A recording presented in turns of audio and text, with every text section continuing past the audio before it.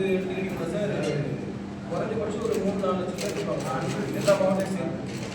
So எங்களுடைய இயக்கத்தில் இருக்கக்கூடியவங்க இது வரைக்கும் பார்த்தீங்கன்னா யாருக்கும் நாங்கள் ஆதரவு தெரிவிக்கல. எல்லாரும் இருக்கிறதுல ஆதரவும் தெரிவிச்சது கிடையாது. காரணம் என்னன்னா நாங்கள் ஒரு அரசியல் சார்பற்ற ஒரு இயக்கமாக தான் செயல்பட்டு வந்துருக்கோம். பேரிடர் காலங்களில் மக்களுக்கு எப்போப்பெல்லாம் தேவைப்படுதோ, கொரோனா காலமாக இருக்கட்டும், புயலிடர் அப்பெல்லாம் நாங்கள் இறங்கி வேலை செய்வோம் மக்களுக்காக.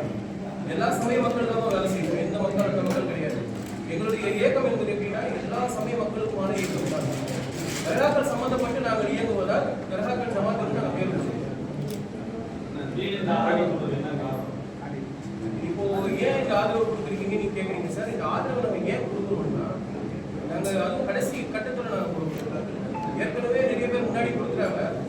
நாங்கள் ஏன் இப்போ கொடுக்கக்கூடிய ஒரு சூழ்நிலைக்கு ஆளாகணும்னா தமிழகத்தை எப்படியாவது ஒரு ரத்தக்காடை ஆக்கணும், தமிழகத்தில் வந்து இருக்கக்கூடிய இந்த அமைப்பை வந்து சீர்குலைக்கணும், தமிழகத்தில் வந்து எப்படினாச்சும் கால் ஒன்றி இருக்கக்கூடிய சிறுபான்மை மக்களை எப்படியாவது அடக்கி ஒடுக்கி விரட்டி கிடைக்க வேண்டும் சொல்ல நினைக்கக்கூடிய வாசிச இஸ்லாமிய விரோத சித்தாந்தம் கொண்ட இயக்கங்களுக்கு எதிராக இப்பொழுது இந்தியாவிலேயே களமாடக்கூடிய ஒரே ஒரு இயக்கம் என்பது திராவிட முன்னேற்ற கழகம் தான். அதனால வந்து எங்களுக்கு பாதுகாப்பாக இருக்கக்கூடிய திராவிட முன்னேற்ற கழகத்திற்கு நாங்கள் முழுமையான ஆதரவை இந்த கணக்கு தெரிவித்துக் கொள்கிறோம். கண்டிப்பா சார், பேர் ஆர்எஸ்எஸ், பிஜேபி. இப்போ திருப்பரங்குன்றம் மேட்டர் எடுத்துக்கோங்க சார். திருப்பரங்குன்றம் மேட்டர்ல வந்து ஆல்ரெடி அங்க வந்து காலகாலமா பாரம்பரியமா வந்து தீபம் ஏற்றிட்டு இருக்காங்க. மலை மேல தீபம் ஏற்றிருக்காங்க. இந்த வருஷமும் ஏற்றிட்டாங்க. பிரச்சனையை உண்டு பண்ணணும், எப்படியாவது ஒரு காரணத்தை எடுத்து மதுரையை வந்து ஒரு மிகப்பெரிய ஒரு சட்டம் ஒழுங்கை சீர்குலைக்கணும்னு சொல்லிட்டு மிகப்பெரிய முயற்சி செஞ்சாங்க. ஆனா தமிழ்நாடு அரசு முதல்வர் அவர்கள் எதற்கும் அஞ்சாமல் காவல்துறையாக இருக்கட்டும், தமிழக அரசாக இருக்கட்டும், திருப்பரங்குன்றம் அந்த சம்பவத்தில் அவர்கள் எடுத்த முடிவு என்பது தமிழகத்தில் மிகப்பெரிய ஒரு கலவரத்தை தடுத்த ஒரு மிகப்பெரிய ஒரு செயல்.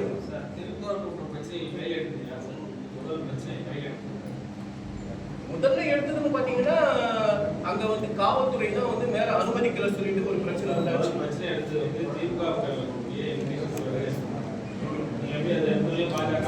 கேளுங்க, இப்போ நாங்க என்ன சொல்றோம், முதல்ல எடுத்த உடனே நீங்க திமுக சொல்றீங்க இல்லையா, அந்த நேரத்துல வந்து எங்களுக்கு தெரிய வரும். ஆமா, எடுத்தார் இல்லைங்களா. நாங்க வந்து எங்களுடைய விஷயம் என்னன்னா, அங்க முதல்ல வந்து எங்களுக்கு வந்து தகவல் என்னன்னா, மலை மேல வந்து மக்கள் அனுமதிக்கல, அங்க காலகாலமா நடந்தது, ஆடு கோழி வெட்டுவாங்க, அது சம்பந்தமா வந்து எங்களுக்கு தகவல் வந்தது. அடுத்தது வந்து நாங்க அந்த போஸ்டர் அடிச்சு ஒட்டணும். எங்க இயக்கம் சார்பா வந்து காவல்துறையை கண்டிச்சு ஒரு போஸ்டர் அடிச்சு ஒட்டணும். இந்த மாதிரி வந்து காலகாலமாக நடக்கக்கூடிய அந்த விஷயத்தை தடுக்கக்கூடாது சொல்லி நாங்க ஒரு போஸ்டர் அடிச்சு ஒட்டணும். அது நைட்டோட நைட்ல எல்லா போஸ்டரும் கிழிச்சிட்டாங்க. எங்க மேலேயே வந்து சிஎஸ்ஆர் போட்டாங்க, என் மேலேயும் போட்டாங்க, என்னுடைய நிர்வாகி மேலேயும் போட்டாங்க. அது சட்ட ரீதியாக நாங்கள் சந்திச்சோம். அடுத்ததா பாத்தீங்கன்னா ஒட்டுமொத்தமா அந்த பக்தர்களை போறதையும் தடை பண்ணிட்டாங்க. நாங்க இயக்கம் சார்ந்து சொல்லல. அதுக்கப்புறம் தான் அந்த ராமர் அறிவு போறோம்னா அவர் உள்ள வந்து இந்த பிரச்சனை வந்து பெருசா ஆகி, யாராவது 2 சமய மக்களும் அங்க வந்து அண்ணன் தம்பியெல்லாம் பழகிட்டு இருக்காங்க. மதுரையை பொறுத்த வரைக்கும் வந்து இந்துக்கள் வேற கிடையாது, இஸ்லாமியர்கள் வேற கிடையாது, அண்ணன் மாமன் மச்சான் பழகிட்டு இருக்காங்க. அப்படிப்பட்ட ஒரு இடத்துல வந்து இந்த ஒரு விஷயத்தை கையில் எடுத்து அவர் மிகப்பெரிய ஒரு கலவரத்தை உருவாக்க இருந்தாங்க. அது தமிழ்நாடு அரசு வந்து சிறப்பாக கையாண்டது. அதற்காக நான் அந்த தமிழுக்கு நன்றி தெரிவித்துக் கொண்டு அந்த முழுமையான ஆதரவு தெரிவித்துக் கொள்கிறேன்.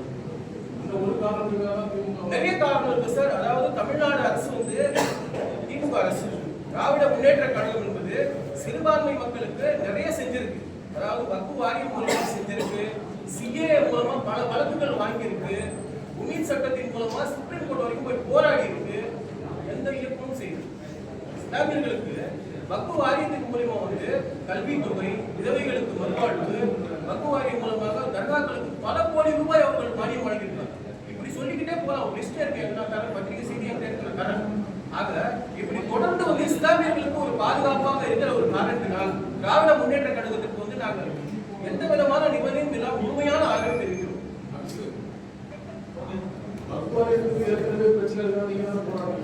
கண்டிப்பா சார். அதாவது சார், நாங்க வந்து எங்களுக்கு வேண்டிய இயக்கம் வேண்டாத இயக்கமாக கிடையாது. நாங்க நியூட்ரல், அரசியல் சார்பற்ற இயக்கம்.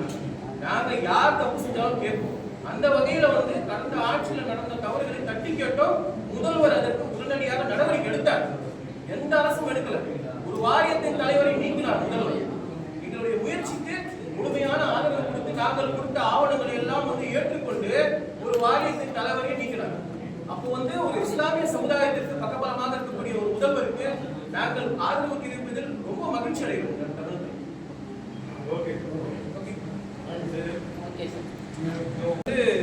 டாக்டர் சையத் திலாவர் அலி, நான் வந்து தமிழ்நாடு தர்காக்கள் ஜமாத்தின் நிறுவன தலைவராக இருக்கிறேன். மேலும் என்னோட வந்து நிறைய இஸ்லாமிய இயக்கங்கள் வந்து கூட்டமைப்பாக இருக்குது. குறிப்பாக சொல்ல போனால் பரம்பரை உரிமைகள் பாதுகாப்பு கவுன்சில் இருக்கு, வக்ஃப் ப்ரொடெக்ஷன் ஃபோரம் இருக்கு, இந்திய தர்காக்கள் ஜமாத் இருக்கு, அனைத்து இந்திய தர்காக்கள் ஜமாத், ஃபக்கீர் நல சங்கம் எல்லாமே எங்களோட கூட்டணியாக தான் இருக்குது. இப்போ நாங்கள் எல்லாருமே சேர்ந்து தான் வந்து மாண்புமிகு தமிழ்நாடு முதல்வர் அவர்களுடைய இந்த திமுக அரசுக்கு வந்து நாங்கள் முழுமையான ஆதரவு தெரிவித்து அவர்களுக்கு